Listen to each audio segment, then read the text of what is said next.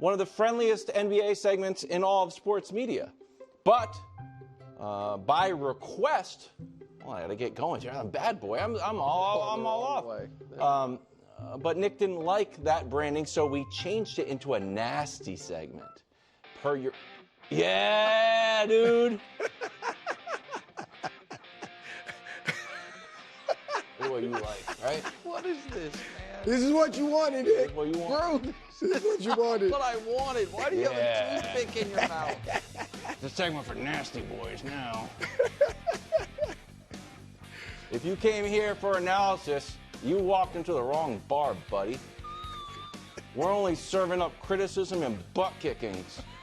And we just ran out of criticism. I went to the bar and I said, can I have some criticism? And the bartender said, we're all out. And then we fought and I won. I punched him right in the face. And he said, oh, you got me. You nasty boy. I said, that's right. Take that, buddy. I've killed a man and I'll do it again. I'm not afraid of you. Your script's over. Now you're just freestyling. I love the music, too. So no more friendly, no more Mr. Nice Guy on this show. We're serious about this stuff. King of the Hill time. Right? Yeah. Good? All right. No, truly awful. I mean, I understand. I'm not an idiot. You want me to say, please bring back the butterflies. So please bring back the butterflies. Also, I like this oddly, this was the one King of the Hill where we actually did need a real introduction because this week's is different. Oh, and yeah, instead, this week's one doesn't play by the rules. And instead, you're just doing a comedy show. You told me to do this. You think I want to be by? You think I want? I got college to pay for. I'm going to find these gloves. So, if we may, and at this point, I'm not even really sure if it makes sense. This week's King of the Hill. Yeah. There's about 15 games left in the season. So we are looking forward to all-NBA teams and award season. We know the new rules. You have to play at least 65 games. So the only people eligible for the Hill are people who have played 55 or more games. 55 is how many Giannis has played. If you've only played 50, you've got to play every single game the rest of the way. Probably not going to be eligible. So that means Anthony Davis, Luka, Kyrie, Ja are not on the Hill because they're not eligible for any going to be eligible for any awards. Sixth row of the Hill, guys who are probably just outside of All-NBA consideration, at least by my count. Dame Lillard, Kevin Durant, J-Dub, Jalen Williams with the Thunder, Wilds guy Şengün, Let's go. Tyrese Halliburton, and Jamal Murray. Jamal Murray would be higher if he needs to get someone to tell him, NBA season starts in October, not December. Like, if he just knew Christmas Day is the unofficial start of the NBA season, not the official start, he'd probably be higher. Fifth row, Jalen Brunson, Karl Towns, couple Knicks. And Jalen's played 61 games. We expect that he'll be back in time to be all NBA eligible. Jaylen Brown, James Harden, and man, Evan Mobley, who is the second best player on right now, the best team record-wise in the NBA, deserves a ton of credit. Fourth row, Cade Cunningham, never in discussion of could he be a future face of the league, but I don't know. I mean, the guy, big-time college player, #1 overall pick, from a team with some championship history. You know what I mean? A good basketball town. Like, he plays a fun style, maybe not like a totally above the rim style, but a fun style to watch play. Absolutely fun. And so, maybe he could be in consideration. Anthony Edwards, Steph Curry, and Triple J, who this year has been the best player on the Grizzlies. He's not the best player on the Grizzlies ideally, but this year he has been. Third row, Jayson Tatum, Donovan Mitchell, LeBron James, and again, the green and red, don't really worry about it so much. He was up a row higher because of how he had played as of recently, but this is over the course of the season for this year, this week, because it's All-NBA edition. Second row, maybe a little bit of a surprise. Jokic and Giannis, because for this edition, even though I think Jokic is the best player in the league, Shai has had the best season. So Shai gets the top billing for the first row, the top row of King of the Hill. There he is. And so this brew is how it ends up sorting out for me with All-NBA. And I know All-NBA changed it to where positions don't matter. I still want the team to make some basketball sense. But I understand it doesn't have to be specifically 2 guards, 2 forwards, and a center. Right. So third team All-NBA with a few weeks left in the season, if we can reveal it, I think would be Harden, Brunson, Jaylen Brown, Evan Mobley, and Karl Anthony Towns. Again, that's not a perfect fitting team, but it works. Yes, and I think those 5 guys all deserve it. Second team All-NBA, for me, was actually pretty easy. I think Cade, Steph, and Anthony Edwards all are deserving, and because of the new rules, you're allowed to have 3 guards. LeBron was making a case to steal a first-team spot, but then the injury made it to where that's not going to happen. And Triple J, your center. And then first team is the one I would imagine. We've never had 5 guys be unanimous first-team All-NBA. This year it could come close. Shai and Joker will both be unanimous first-team All-NBA. I think Tatum and Giannis should be close to unanimous first-team All-NBA. Yeah. And I think it'd be hard to say, even though Donovan's numbers aren't amazing, that the Cavs don't have a single first-team All-NBA guy.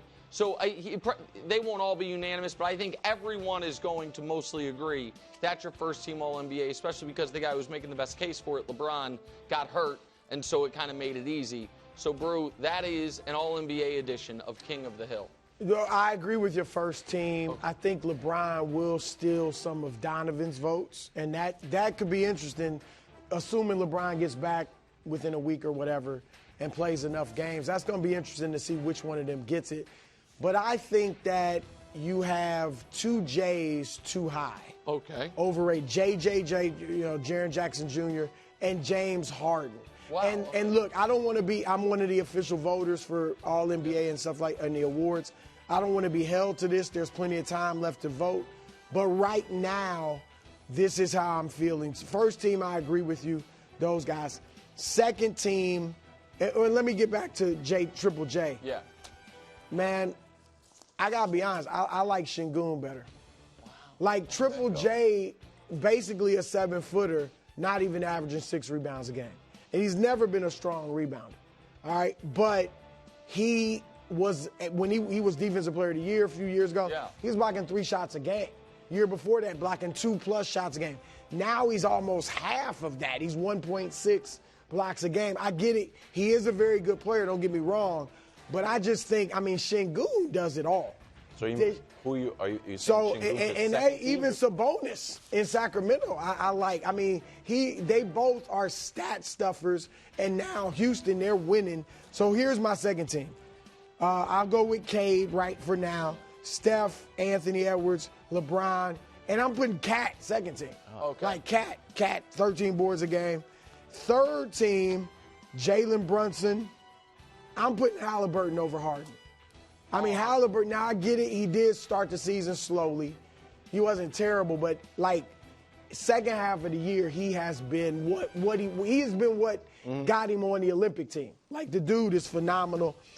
I'll keep Jaylen Brown for now. Thinking about Jalen Williams, who's, I think, having a better year than Brown. Yep. I want to give Brown some respect, though. And then I'm going Şengün on my third team. So you're dropping off, if I have this right, Mobley, James Harden, and Triple J. I'm keeping Mobley for now. Oh, you are. So okay. I'm going with Mobley, Şengün, Jaylen Brown, Tyrese Halliburton, and Jalen Brunson. So listen, I dropped Triple J, Harden. Got you. That's right. That's it. And so I think Harden has had a sneaky, shockingly awesome year. But he's not even shooting 40%. No, I get that. I also feel like, though, he has been the best player on a Clippers team that's as good team-wise as Indiana, in my opinion. And Indiana, I think, has a better supporting cast right now because Kawhi is not – Kawhi is a great name. But Norman Powell's been good. Great. I understand that, but Siakam's been good. And so, I get what you're saying on Halliburton, and he could make – listen, I had him – Halliburton's taking 13 shots a game. Like 20 something. And can 20 we points. pull up real quick, Dust, the full Hill again? So it sounds like our disagreements are not all that significant in that you were saying Jalen Williams is a possibility, Halliburton's, you have, and Şengün. Those are all guys I have in the, right below the cutoff. Right. I also think the first two guys on that row to me are interesting. Dame is having a hell of a bounce back year, and I think he's going to get some real consideration. And Durant, and before you go, Wilds, I just want to bounce it. Durant's a tough one because his numbers are spectacular again, but his team is so bad when it shouldn't be that bad that I have like a real question. I didn't know if that's where you would go. Durant will be interesting. He obviously gets major respect, which he should. His numbers are his typical numbers. But, man, the fact that they are so bad with Devin Booker, I know Beal's hurt a lot, and a championship coach. Yeah. I didn't have Durant on mine. See, I'm moving. This is tricky because you are a bad boy of sports TV. We both are, really. But I agreed with the first team All-NBA, so and then you have Ant on the second team, so I don't know what to do. But I do want to move Ant up and just shine a light on. First team? No, I don't. I just want to move him up the hill. LeBron's spot, I think. Yeah, just on the hill, but they're And both you certainly on. put him. We think he's better than Donovan, right? I But do think. but the Cavs are so good. I think No, it's a I little get it. bit of like you get points for winning. You're just saying Hill versus. Just on the team. hill, I'd like to move Ant up if the hill still matters anymore. But I know we're bad boys. We're just not playing by the rules. I get how it goes. Here's Ant's numbers this March. So the number to pay attention to here is field goal percentage. He's up to 49 in March. He was 43.7 coming in. So he's really turned it on as they start to win. So this month, Minnesota's 8-1. So as much as we talk about the Thunder in Cleveland, they're right there with the two best teams in the league. So I'm just giving Ant. I don't have any issue with the teams, but I would like to move Ant up the hill. So we were talking before the show that like the spot he would take on that is LeBron's spot because even though he's better than he's better than Donovan. I also do think that best player on a team that might win 68 games, who I do think this is an instance where a guy has sacrificed his numbers to a degree for the overall success. Because we know Donovan can score close to 30 a game. We've seen him do it before, so you don't really question if he has it in him, but this is the best team he's been on. I really do hope LeBron comes back soon, not just because it's good for the league, but because he was fresh off winning Player of the Month in the Western Conference. He was, you said it, Brew, and I agree with you. I think he was playing the best basketball he had played since their title defense, which was they were the best team in the league, in my opinion, until LeBron got hurt that year with the ankle injury, and that he hadn't been playing at that level. I thought he played really well in spurts, and his numbers are spectacular, and you're seeing the defense. You saw the defensive impact once he went out of the Lakers lineup initially. And so I want him to have enough games in the year to get real consideration for all of this stuff, but the more time he misses, and the more, one thing Anthony Edwards deserves credit for, which is a rare commodity in the NBA these days, he plays. Yep. Yeah. You know what I mean? He's played 67 games. So that means I think he's missed one game this year, maybe none. I'm not sure how many exactly the Timberwolves have played, but no one on the Hill has played more games than Anthony Edwards. The only guy who's played 66 is Shai, and he's, we think, going to win MVP. Yep. And so I am with that, and I think he does deserve credit for that. Okay. All right, we can go back to the butterflies. Whatever you want, man. Just not this again. Not the Kevin Wilde laugh shack. I don't want that, and this is not funny. This is our worst graphic. These people are going to... Buddy, like I already designed the segment. You threw it in the trash, so you got skulls. I didn't want skulls. Yeah, see, that's and now we don't need replays of your chicanery.